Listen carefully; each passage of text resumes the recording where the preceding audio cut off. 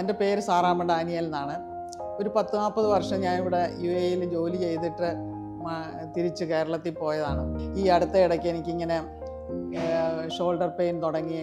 അത് കഴിഞ്ഞ് കാലിൻ്റെ മുട്ടിന് വേദന തുടങ്ങി. എക്സ്റേ എടുത്ത് നോക്കിയപ്പം ഇത് മുട്ടിന് തേയ്മാനമാണെന്ന് പറഞ്ഞു. അങ്ങനെ അലോപ്പതി ട്രീറ്റ്മെൻറ്റൊക്കെ ചെയ്തു. താൽക്കാലികമായിട്ട് 1 മാസത്തേക്കൊക്കെ ഒരു റിലീഫ് കിട്ടും. ഡോക്ടർ ജിജോയെ കണ്ടപ്പോൾ എനിക്ക് പറയാനുള്ള ഇതാണ്, ഈ കൈപ്പുണ്യം എന്ന് പറയും മലയാളത്തിൽ. കൈപ്പുണ്യമുള്ള ഡോക്ടേഴ്സുണ്ട്.